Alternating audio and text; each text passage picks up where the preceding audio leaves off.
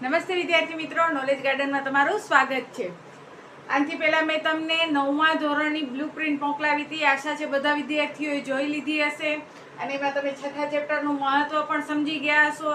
એક તો વિભાગ ડીની અંદર એનું એક પ્રમેય હશે જ ફાઇનલ, બરોબર. અને પછી બીજા પણ દાખલા છે, એટલે કે આ ચેપ્ટર છે ઇમ્પોર્ટન્ટ છે તમારા માટે. તો આપણે હવે છઠ્ઠા ચેપ્ટરની આજે શરૂઆત કરીએ 6.1 થી, બરોબર. આ 6.1 નો પહેલો દાખલો છે. આનાથી પહેલા મેં છઠ્ઠા ચેપ્ટરનો ઇન્ટ્રો આપ્યો હતો, આખો પરિચય આપ્યો હતો કે કેને અભિકોણ કહેવાય, કેને રેખિક કોણાની જોડ કહેવાય, કેને સરળ કોણ કહેવાય. ધ્યાનથી વિડીયો હજી ન જોયો હોય તો જોઈ લેજો, કારણ કે તમારો પાયો છે. જો એ આવડી જશે તો તમને 9મું 10મું બધેનું ભૂમિતિ પરફેક્ટ ફાવી જશે.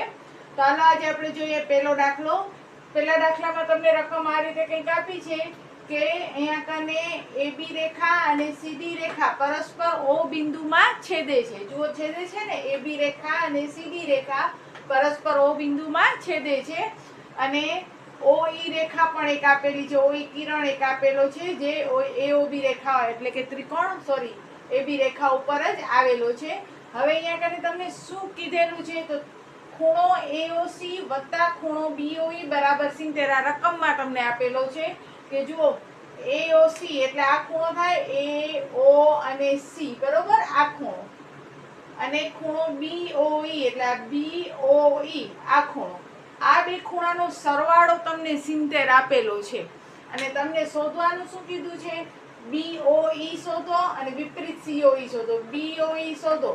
હવે આ બંનેનો સરવાળો 70 છે. જો આનો માપ મળે તો તમને BOE નો માપ મળી જાય. અને COE તો COE એટલે આ કહેવાય. COE નો માપ એટલે આ માપ તમને શોધવાનો છે. આ માપ મળે તો વિપરીત COE નો માપ મળે. તમે ખપે પહેલા શોધી શકો છો. અહીંયા જો મેં શું કર્યું છે, સૌથી પહેલા તમે યાદ દિલાવજો કે સીધી રેખા હોય સરળ કોણ કહેવાય ને એનો સરવાળો હંમેશા 180 થાય. તો જુઓ અહીંયા કને AOB સીધી રેખા છે તો એ શું કહેવાય? સરળ કોણ કહેવાય. તો સરળ કોણ હોય તો સરળ કોણનો માપ કેટલો હોય? 180 ડિગ્રી હોય. એટલે કે આપણી રેખા ખૂણો AOB જોવા જઈએ તો આ રેખા છે તો એ સરળ કોણ કહેવાય. એટલે AOB એટલે ખૂણો AOB કેટલા થયા? 180, જે સીધી રેખા હોય, બરોબર. હવે AOB બને કેમ છે તો જુઓ આખે આખો AOB કેમ બન્યો? મારી પેન જ્યાં ફરે છે ત્યાં ધ્યાન આપજો. જુઓ AOB કેવી રીતે બને છે? AOC વત્તા COE વત્તા EOB આ ત્રણેય ખૂણા ભેગા થાય ત્યારે આપણો આખો AOB બને. જો આ એક ખૂણો, પછી આ બીજો ખૂણો ને આ ત્રીજો ખૂણો, આ ત્રણેય ખૂણાનો સરવાળો કરીએ તો આખી આ રેખા મળી જાય. સીધી રેખા છે એના 3 ભાગ છે, બરોબર. તો ત્રણેય ભાગને આપણે ઉમેરીએ 1 2 અને 3, ત્રણેય ખૂણા ભેગા થઈ જાય આપણા. આ પહેલો, આ બીજો ને આ ત્રીજો. એટલે કે આ એક ખૂણો, આ બીજો ખૂણો ને આ ત્રીજો ખૂણો, એટલે આખે આખો આ AOB નો ખૂણો બન્યો. તો આપણે લખવાનું કે AOB કેવી રીતે બને છે તો ખૂણો AOC વત્તા ખૂણો COE વત્તા ખૂણો EOB. EOB લખો કે BOE લખો, એનાથી કઈ ફરક પડે નહીં. એટલે આખે આખો AOB બરાબર AOC વત્તા COE વત્તા EOB. હવે AOB નો માપ તો આપણે ખબર છે કેટલો છે? 180. AOC તો જો તમને AOC અને EOB એનો રકમમાં આપેલો છે. AOC અને EOB વાંચો કે BOE વાંચો, બરોબર. એ બંનેનો સરવાળો કેટલો છે? 70. તો આ બંનેનો સરવાળો કેટલો છે? 70. તો આ બંને સરવાળામાં જ છે તો 70. તો બાકી શું રહી ગયો? COE રહી ગયો. હવે આપણે જે શોધવું હોય તો આપણા રૂલ્સ પ્રમાણે જેને શોધવું હોય એને એકલો કરી નાખો. તો અહીંયા COE ને એકલો કરી નાખશું તો આ +70 અહીંયા આવે તો શું થઈ જાય? -70. આ પ્લસ છે બરાબર ને સાઈડ જાય તો માઇનસ. એટલે COE બરાબર 180 માંથી 70 જાય તો કેટલા વધશે? 110. તો આપણને મળ્યા COE મળ્યા. કેટલા મળ્યા? 110, બરોબર.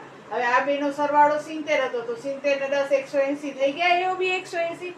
તો આપણે તો વિપરીત COE શોધવાનો છે. જ્યારે પણ તમને વિપરીત કે ત્યારે તમારું જે COE નો માપ આવ્યો હોય અથવા જે ખૂણાનો વિપરીત કહે છે એ ખૂણાનો જે માપ આવ્યો હોય એને 360 માંથી શું કરી નાખવાનો? બાદ કરી નાખવાનો. એટલે આપણે વિપરીત COE શોધવું હોય તો 360 માંથી આ 110 બાદ કરશું તો આપણો વિપરીત COE કેટલા મળશે? 250. વિપરીત COE કેને કહેવાય? તો જો આ જે છે આ COE, બરોબર, આટલો જ. હવે એના સિવાયનો આ જે રાઉન્ડ છે એને વિપરીત COE કહેવાતો હોય છે. આપણે તો એટલું ડીપમાં નહીં કરવાનું, આપણે શું કરવાનું, COE છે વિપરીત COE જોઈએ છે, 360 માંથી બાદ કરી નાખો. હવે હાલો વિપરીત COE મળી ગયો, હજી શું રહી ગયો, BOE. ગોતો BOE ક્યાં છે તમારો, તાયરો BOE, બરોબર. તો હવે BOE કેવી રીતે શોધશું, તો તમને રકમમાં BOD આપી દીધો છે 40. જો ક્યાં ગયો BOD, આયરો આ BO અને D. હવે જો BOD 40 આપેલો છે તમને, બરોબર. હવે તમે ધ્યાનથી જોશો તો આ શું થાય છે, ચોકડી થાય છે. ચોકડી એટલે શું કહેવાય, શું કહેવાય રિયા, અભિકોણ, બરોબર. એટલે કે આ BOD 40 અને AOC પણ કેટલા થશે, તો 40 જ થશે. શું કામ, ચોકડી. ચોકડી એટલે આવી રીતે ચોકડી હોય, આ સામસામેના ખૂણા સરખા હોય, આ સામસામેના ખૂણા કેવા હોય, સરખા હોય, કારણ કે એ અભિકોણ કહેવાય. તો જો આ ચોકડી થઈ, AB અને CD પરસ્પર O બિંદુમાં છેદે છે, માટે BOD અને COA એ અભિકોણની જોડ થઈ. એટલે આપણે લખશું કે BOD અને AOC અભિકોણની જોડ છે, જેમાં BOD 40 છે એટલે AOC પણ કેટલા થયા, 40. પણ આપણે તો કીધું છે AOC વત્તા BOE 70, તો AOC વત્તા BOE 70 તો રકમમાં આપેલો જ છે, બરોબર. એમાંથી AOC 40 છે, BOE આપણે શોધવાનું કીધું છે, અને બરાબર 70. તો BOE બરાબર 70, આ વત્તા 40 અહીંયા આવે તો -40, એટલે BOE પણ કેટલા મળી ગયા, 30. એટલે કે ભૂમિતિની અંદર આંખ તમારી છે આકૃતિ તરફ પૂરો ફોકસ કરવાનો કે કયો શેપ બને છે, ક્યાંથી ક્યાં જશું તો કયો માપ મળશે, તો આપોઆપ દાખલા તમારા સોલ્વ થશે. હજી આપણે એનો બીજો એક દાખલો ગણીએ. હવે આપણે જોઈએ દાખલા નંબર 2. દાખલા નંબર 2 ની અંદર આવી આકૃતિ તમને આપેલી છે, બરોબર. XY રેખા છે, એને MN રેખા O બિંદુમાં છેદે છે, અને OP કિરણ છે એમાં આવી નિશાની કરેલી છે. આ નિશાની એટલે 90 ડિગ્રી કહેવાય. એટલે કે ખૂણો POY કેટલાનો છે, 90 નો છે. તમને રકમમાં આપી દીધો છે કે ખૂણો POY 90 નો છે. A/B બરાબર 2/3 આપેલા છે. આ બંનેનું પ્રમાણ આપ્યું છે 2/3, અને તમારે ખૂણો C શોધવાનો છે. જો અહીંયા કને POM એનો A માપ છે, MOX એનો B માપ છે, XON એનો C માપ છે, અને POY 90 નો છે.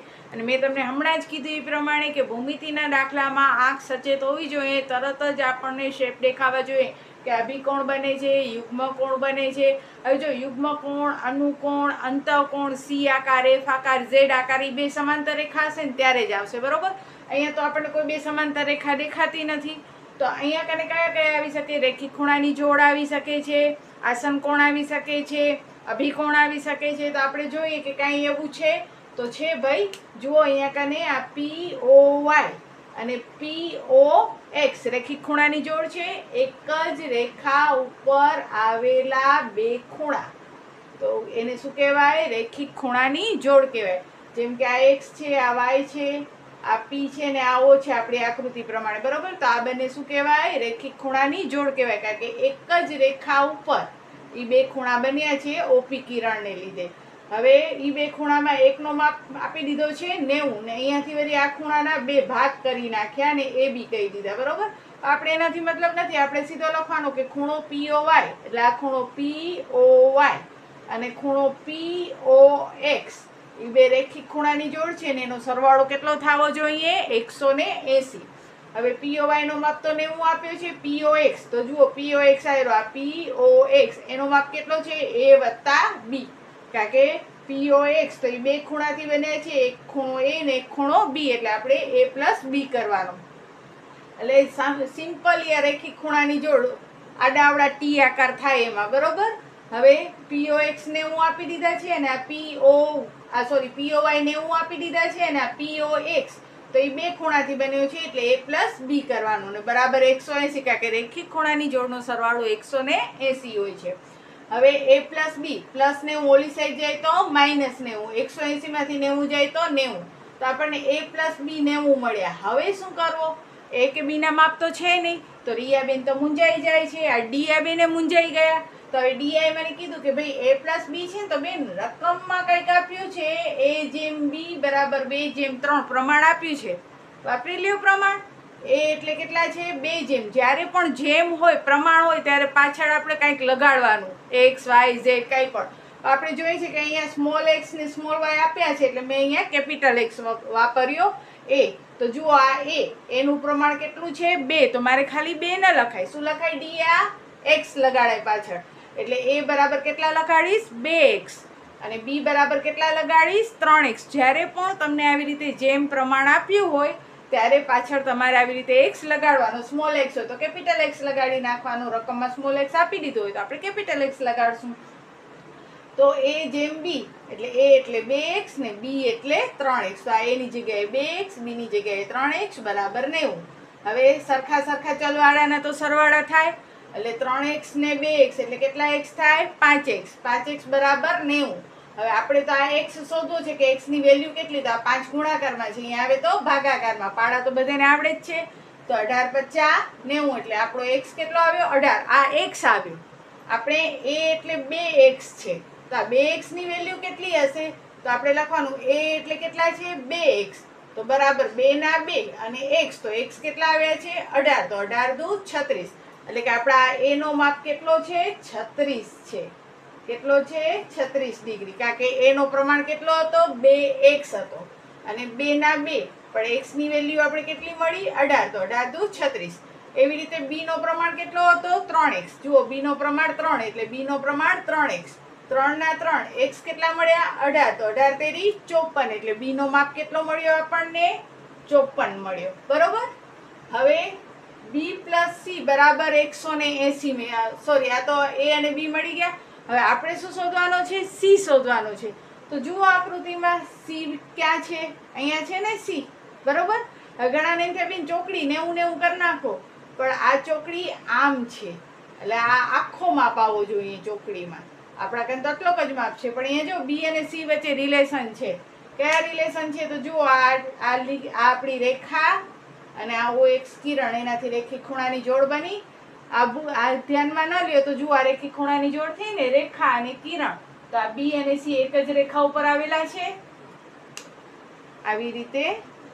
આ રેખી ખૂણાની જોડ થઈ ને આડી આપણી ખપે એમ હોઈ શકે. તારે એક જ રેખા ઉપર આવેલા બે ખૂણા એટલે આ શું કહેવાય, એક રેખા એના ઉપર આ બે ખૂણા આવ્યા આ કિરણને લીધે, તો બે રેખી ખૂણાની જોડ થઈ એટલે b અને c નો સરવાળો એ કેટલો થાય 180. રેખી ખૂણાની જોડ છે, એમાં b નો માપ ખબર છે કેટલો છે મળી ગયો ને અહીંયા આપણને 54 અને c નો માપ ખબર નથી ને બરાબર 180.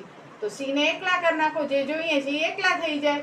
આપણે જે વસ્તુ શોધવી હોય એને એકલો કરી નાખવાનો. તો હવે આ 54 પ્લસ છે, અહીંયા આવે તો માઇનસ. 180 માંથી 54 જાય તો c કેટલા મળી ગયા 126. આવા દાખલા તમને પરીક્ષામાં પૂછશે, પ્રથમ પરીક્ષામાં, તો આવા દાખલા આવડવા જ જોઈએ. અત્યારે તો જે ઇમ્પોર્ટન્ટ છે એ જ હું દાખલા કરાવીશ. બરોબર. એટલે એ દાખલા એકદમ પરફેક્ટલી તમે કરજો. તો બસ આજના વિડીયોમાં આ 2 દાખલા, નેક્સ્ટ વિડીયોમાં આપણે ત્રીજો ચોથો ગણશું. ત્યાં સુધી બધાને જય હિન્દ, જય ભારત. તમારા બધા જ 9મા ધોરણના ફ્રેન્ડ્સને આ વિડીયો શેર કરજો. કોમેન્ટ્સમાં લખજો કે તમને સમજાય છે કે નથી સમજાતું. લાઈક પણ કરજો. ચલો બાય.